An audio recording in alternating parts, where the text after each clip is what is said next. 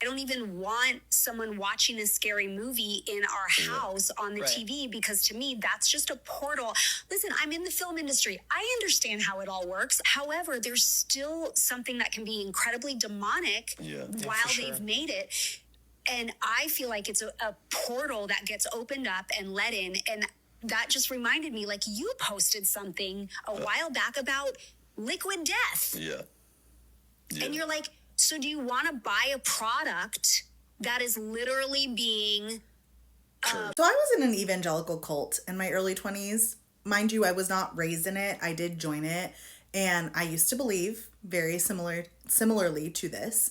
In fact, somebody close to me used to tell me all the time that I should stop reading about vampires and watching vampire shows, Twilight and the Vampire Diaries, because it was demonic and it was like cursing my spirit. I think it's safe to say I'm no longer in that cult. I have deconstructed my religion entirely and I hyperfixated on cults. So now I make content about cults and pop culture. I'm pregnant right now and my past pregnancies have not been great. So this time around, I had a lot of anxiety, especially early on, and had night terrors as a result.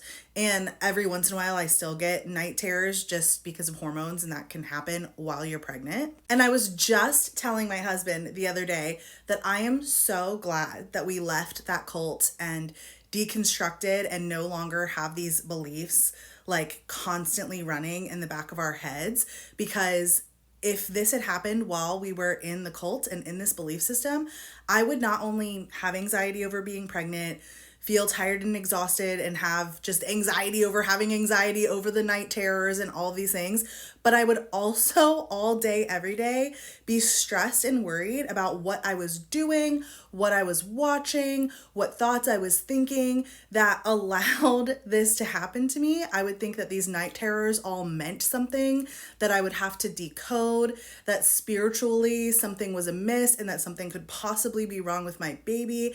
I'm not kidding you. Like, these are the things that we thought all the time. And I would be also heavily monitoring every single thing I said, did, saw, watched, and even thought about. Leaving a cult and leaving a belief system is really hard. Granted, I think it's a little bit easier because I joined in my 20s and wasn't raised in it, but it still can be hard. And I think that finding these little wins and these little things that you can look at and look back on and be like, gosh, I'm so thankful that I've done the hard work of not just leaving the cult, but deconstructing the beliefs and understanding what happened to me and why and all of those things, and can be on the other side and just be kind of like normal.